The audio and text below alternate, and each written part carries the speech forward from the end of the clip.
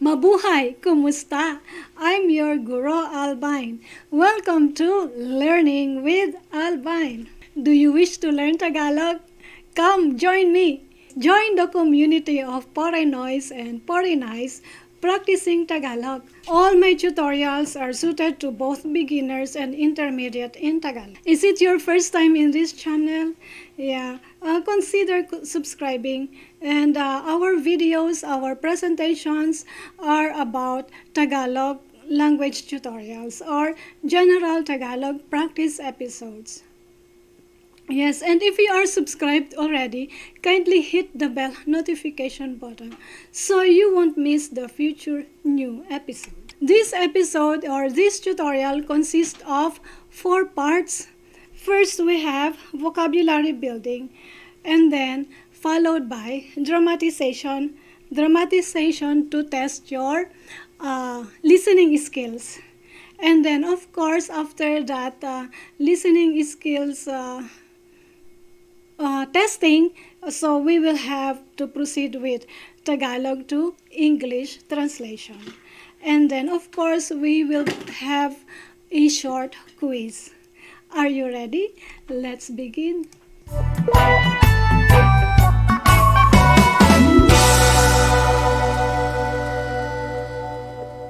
Yes, and let's start off with vocabulary building.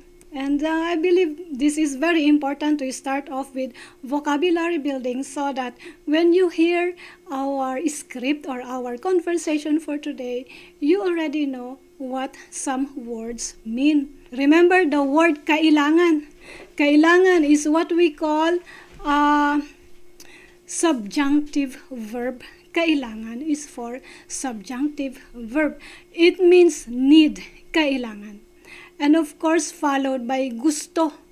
Gusto means want or like, and it is also a subjunctive verb. And then another word is wala. Wala means nothing or it does not exist. And wala is an adjective. And then followed by mayroon. Mayroon is an adjective which means there is, there are, or there exist. And of course, next we have the word una. Una means first, and una is an adjective. More on vocabulary, we have bili or buy, and some kind of affixes to go with bili. In this case, we have nakabili. Nakabili is a past tense and it's a verb which means was able to buy. And then bumili. Bumili is a past tense of bili and it means bought. And also, bumili is the same as the infinitive verb of to buy, which means to buy. Infinitive verb, bumili. So notice that past tense and infinitive form of the verb has the same spelling, which is bumili. And then next, we have the word bigay. Bigay means give. And more verbs on bigay, we have the infinitive form, and it's an object focus, and it means to give something to someone. Or bigyan. Bigyan is the word.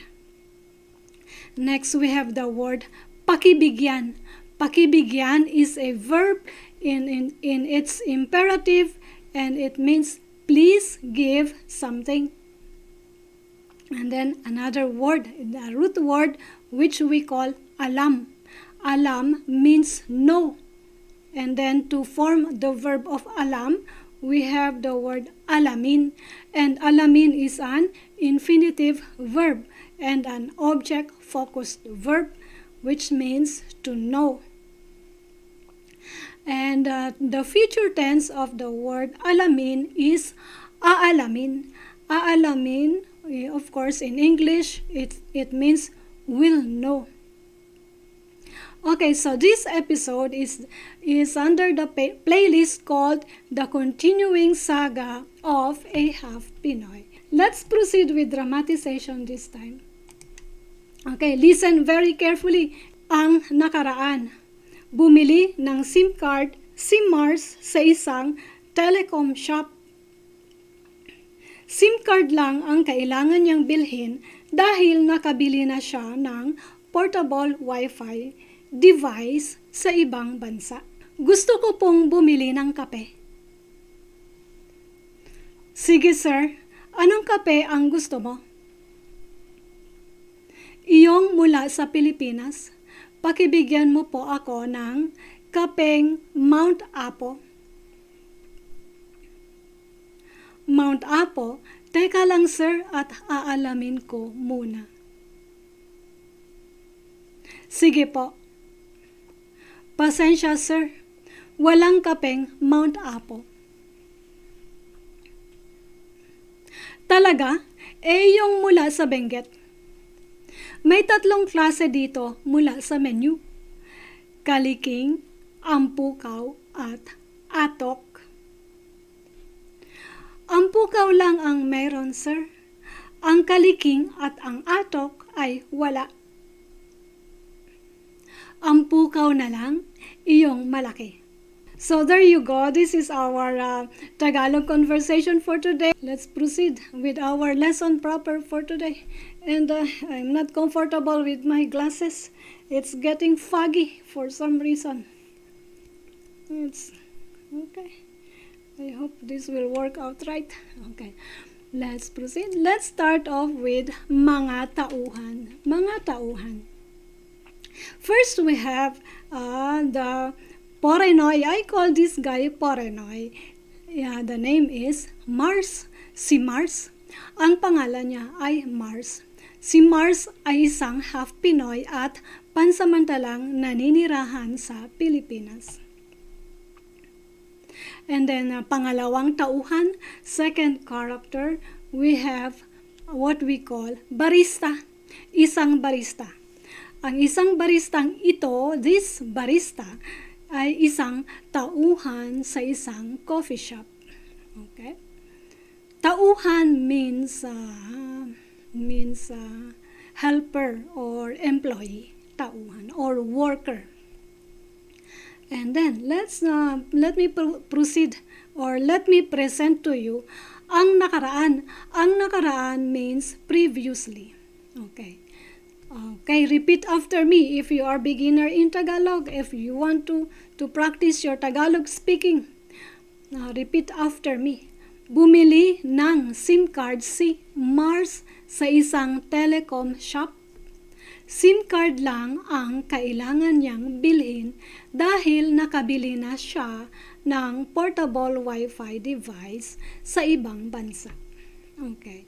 And of course, speaking of nakaraan, that nakaraan or that previous scene, right, is already presented 2 weeks ago. I think maybe 2 weeks ago. Or if you are a regular viewer, please get to my playlist, or if you are new in this channel, you know where to find our playlist for today. The playlist is called Conversational Tagalog. Conversational Tagalog. And remember this thumbnail, yes, Tagalog Conversation Buying a SIM Card episode. And yes, early on, let me tell you, kindly hit the like button and subscribe, and also tell your friends and family that we are here learning Tagalog. And the title of today's episode, Bumibili ng isang tasang kape. In English, bumibili means buying a cup, tasa of coffee. Okay, this time, repeat after me. Gusto ko pong bumili ng kape. Okay, what does it mean in English?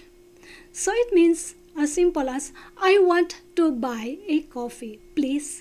Okay, notice that in English there is please here. Most likely in Tagalog, it's not it's alright not to say please or paki in this kind of statement.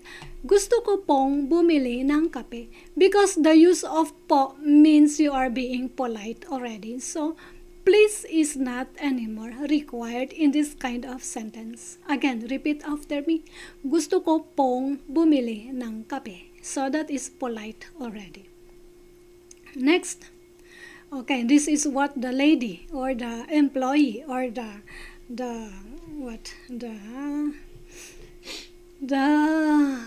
barista says. Okay. Sige, sir. Anong kape po or anong kape ang gusto mo? Okay. So, what does it mean in English? Sige means sure, and then anong kape, it's as good as asking which coffee, anong kape. So notice that in Tagalog, ano means what, but in English you don't say what coffee. No, I think in English you say which coffee, but in Tagalog, ano, what, and then of course which in Tagalog is translated as alin. So you can also say aling kape ang gusto mo. So aling kape or anong kape, you can use either, but most likely you would just want to use anong kape or what. Of course, gusto means want. Mo is you. Gusto mo means you want.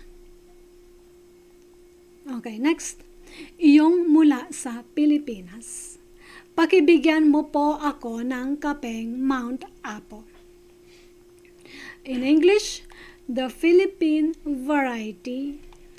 Mula sa Pilipinas. Philippine variety. Take note that mula means from. That, so iyo is that, and then mula is from. So literally, if you want to say this word for word, you would say that from sa is the Philippines, that from the Philippines.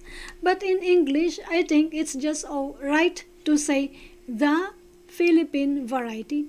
Variety in Tagalog, I don't think there is the direct translation for variety in Tagalog, or maybe if you want real Tagalog word for variety, it means uri or klase. Philippine variety, Philippine class, Philippine kind, things like that. But I think it's just okay to say iyong mula sa Pilipinas. So it means from the Philippines. Pakibigyan. In this case, paki means please, and then of course bigyan for give. Please give. But in English, you just you say the other another fashion, like you say please in the end, right? Give me the Mount Apo coffee, please.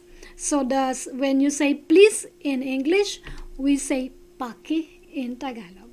Pakibigyan, please give. Mo for you, so you say mo, bigyan mo.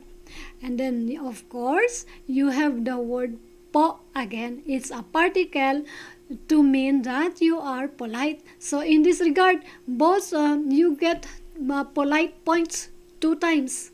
You have the paki and then the po. Pakibigyan mo po ako, for me. You give me. What is that? Kape, coffee. Mount Apo is the variety of coffee. Hi Christine, hello. Magandang umaga sa'yo. I am happy you are here. And yes, barista. What did barista say? Mount Apo. Teka lang sir at aalamin ko muna. Again, let's repeat that. Mount Apo.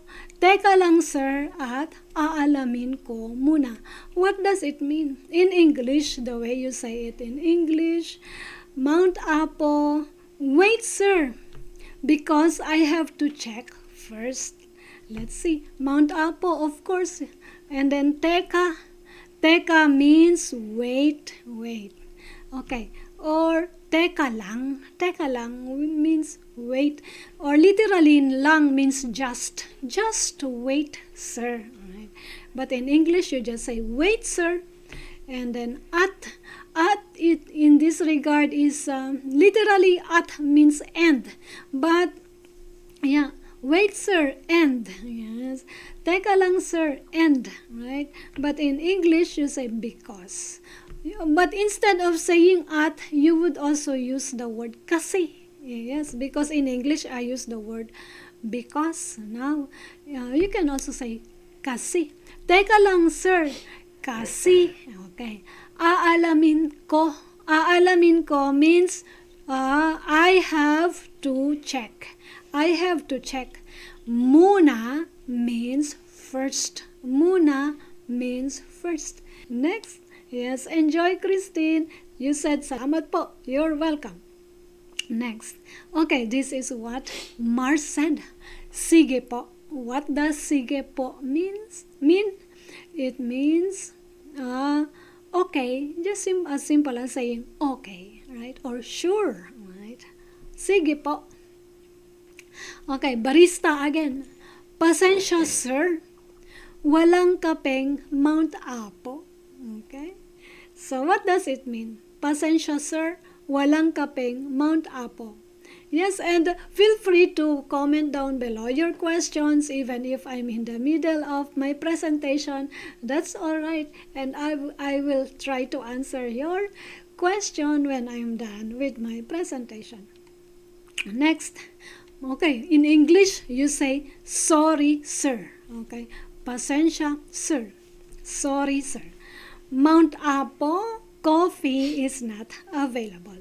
Mount Apo coffee is not available. So, wala means not available. Wala means not available. Walang kapeng Mount Apo. Okay, wala. Okay. Next, talaga. Yung mula sa Benguet. May 3 klase dito, sabi sa menu.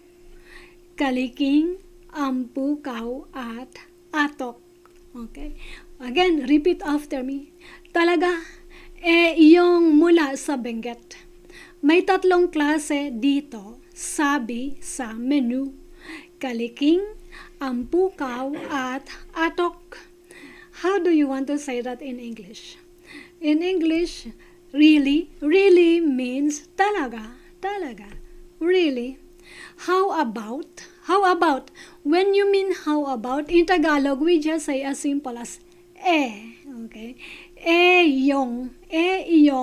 Yes. Iyong, and then followed by next phrases. How about iyong? Okay? And then mula. From mula. Sa Benguet, from Benguet. Mula sa Benguet, from Benguet. Or those from Benguet. Of course, those here is what we mean. Iyon, those. Okay? Or iyon can be plural, singular. But when you mean plural, you would say mga iyon. Mga iyon. So, yung mga yung. Ayun. So, you can use twice yung in one phrase. Yung mga yung mula sa Benguet. Okay? If it's plural. But let's say that this is singular. Yung mula sa Benguet. Those from Benguet. How about those from Benguet? Okay, now next sentence.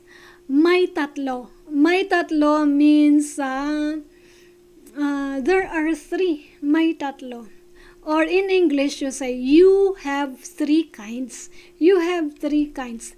Tatlong klase means 3 kinds. And then may means there are. Or because you say you have may. And then dito literally means here. Yes, but referring to the menu. So there are 3 kinds of coffee here based on the menu. Sabi sa menu, as what the menu says. Sabi means says. Okay, as menu says, in Tagalog we say, sabi sa menu. Okay, sabi sa menu, and then enumerate what's on the list. You have kaliking, pukaw, at atok. Okay, next. Okay, so this is the barista. What did the barista say? Ang pukaw lang ang mayroon, sir. Ang kaliking at ang atok ay wala. What does it mean? In English, only ang pukaw. Ang pukaw lang. Only ang pukaw. Is available. Is available means ang mayroon. Ang mayroon. Is available. Available or mayroon literally means there is or we have or there is. So available. Ang kaliking at ang atok ay wala.